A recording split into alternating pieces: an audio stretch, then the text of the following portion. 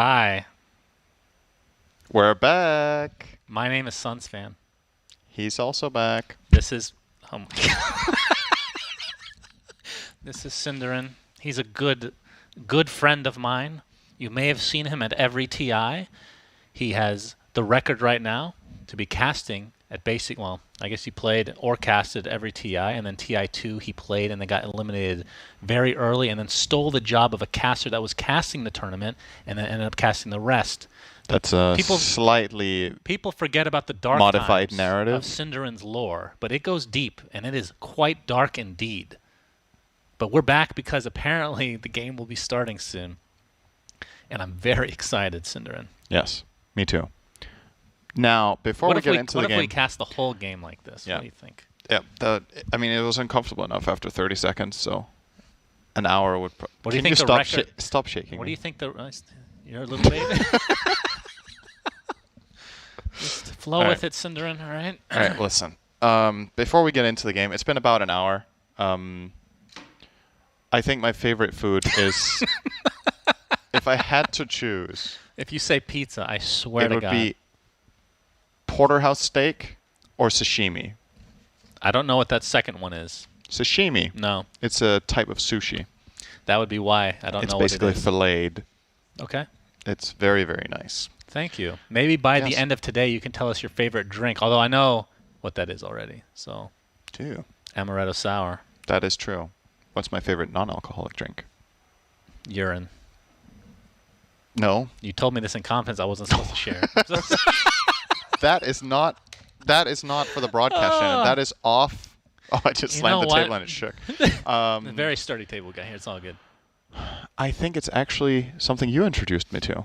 My favorite non-alcoholic drink. Oh, grenadine Coke with cherry grenadine. Yeah, Okay. very good. It's called a. Do you know what the official name for it? No. So when you go to a restaurant, this is for the Americans out there because you can't really find it in Europe or anywhere else that I've found at least. And you want a cherry Coke, right? They don't really have a fountain with cherry Coke usually. There's a different kind, like Cinder is saying. You get the Coke, the soda, whatever, and you put grenadine in it.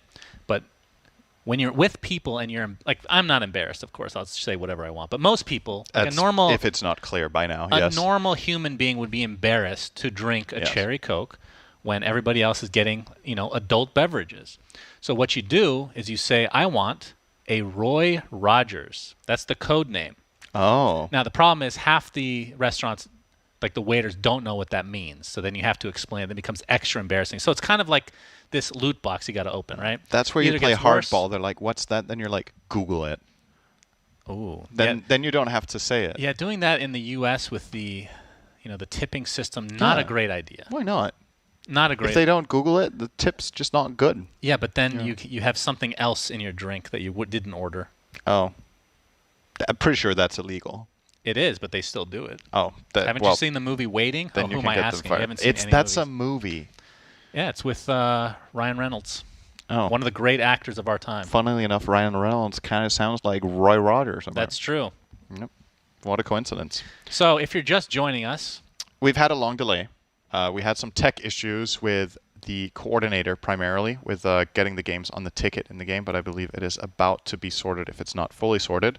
And what we spent about half an hour on was going over our observer JJ's match history Yeah. with heroes. We're not through it yet. yeah, we still have time. So still have I think, Click on Meepo, please. okay, we could turn this into a guessing game. Very interesting. How many games has he played and what's his win rate? Okay. I'm going to say 0-0. I'm going to say one game. And 0-1. yeah, he definitely lost then.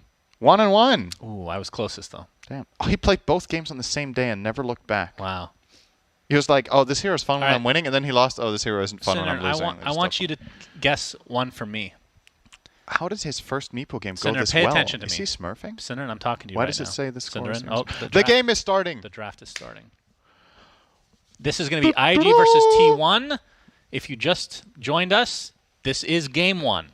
Yes. We're slightly delayed, just a slight one. Game number 1 into the draft we go. Okay, right. now it's actually game time. Now we get to talk about the teams again like we All right, did. let's talk a while about ago. Pimp's hero pool. Yeah.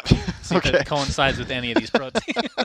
For every hero that gets picked, we cross-reference it. Is this a good hero or not based on JJ's win rate?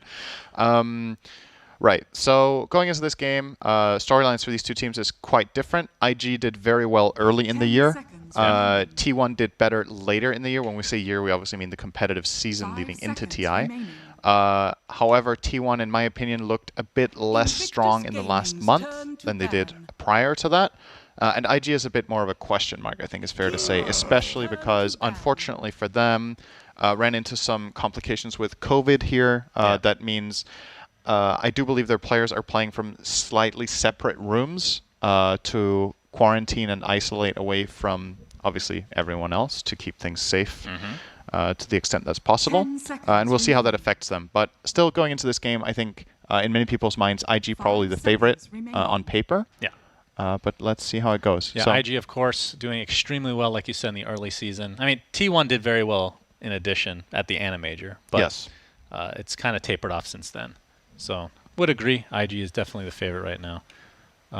Tiny is going to be first banned, so I forget what our predictions were for most banned. I picked Tiny for that. You picked Tiny. Okay, well, it's I think starting to be correct here. Did you also choose Tiny? I don't remember. It doesn't matter. Maybe we can ask JJ what he banned. This is one of the supposed most expected bans of the tournament, right? Yeah. And usually in the start, predictions for most banned hero will very often be spot on. It's like heroes that are considered very strong in the meta. And then as you get later, teams maybe start giving it away and having counters and solutions that they want to bring to the table to spice things up and catch their opponents off guard. So another hero that's going to be hot here, I think, Monkey King, being banned by IG, has been looking really good lately. And T1 with the first pick. IO. And I didn't really think about it. That was a pretty fast pick. Like typically TI first games of series, well, I guess you could say for any tournament, a lot of teams have, I don't want to call them pocket strats, but they've kind of figured out what they want to do, and they worry less about the opponent to some, like, versus like a game 2 or 3, we're going to be thinking about some more. Good for my predictions there, Shannon. Yep. Elder Titan picked. Yep, very Shows good. that is the most picked hero of the tournament. Lion, by the way, it's not a team with Kaka if they don't pick Lion, and Kaka is drafting. So that means he's going to pick Lion if he can get Lion, pretty much. Probably the most iconic Lion player in the world, I would say, at this point. Kind of grabs it in any patch that it is good. Has been nerfed slightly recently, but still is, in my opinion, a very solid position 4. Classic combo. Standard IO combo here. Something to keep in mind about IO. Recently, Seb, for example, has been playing a lot of offlane IO. Okay. There is the possibility, if that is a meta thing that teams are playing in their scrims and it's not just OG, that IO could be not even paired with Gyro here in the lane, but that they connect later in the game and you hit a better mech locket timing by putting it on a core, and then let's say Gyro gets his first major item, that maybe he goes Maelstrom Ags or something like that, and then at that time with a support IO, maybe you have one of the two items, but if it's a core IO, you have both, and maybe you're on your way to even a tertiary item that's useful for the Gyro. So maybe that's the kind of strategy we're going to see here. I'm going to throw a curveball out here. Okay. What do you think it is? Can you guess? Lifesteal or Ags? No, not a pick. Okay. Do you think there's any possibility that Gyro could be played as support in this tournament? Absolutely. Like, this would be a perfect flex in a situation like this because IG are assuming this is a position 1 Gyro, and then you don't ban any position 1s, and then you can get something you really want with IO. For sure. That would be very cool. Definitely. I think this opening is extremely flexible in this patch because Gyro can be played 5, technically be played mid if you do want to do that, and with IO having this potential new role, at least, in a different core position, both of these heroes could play in 2 or 3 different lanes, so very, very flexible indeed if that's what they do. So here's the Venge ban. This is a hero I think we're going to be seeing a lot of bans in the second phase. Maybe it will creep up in priority to first phase later down the line. Could happen.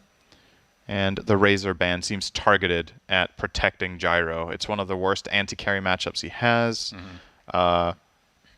Makes me think even more that this Gyro is just meant to be the carry, but again, you can mislead the enemy team with bans like this, especially if Razor would also be good against the other carry you're planning for. Like, let's say it was a Sven or Lifestealer or Ursa, like whatever doesn't really enjoy facing the Razor. Is there an enemy that IO does not like to play against? Because I know in like really old patches, we talked about this like years ago at like DAC, like the Witch Doctors of the world, the Wyverns, the Liches, none of those are really considered like hard counters per se against like the relocate. Is there something that you don't want to see as IO?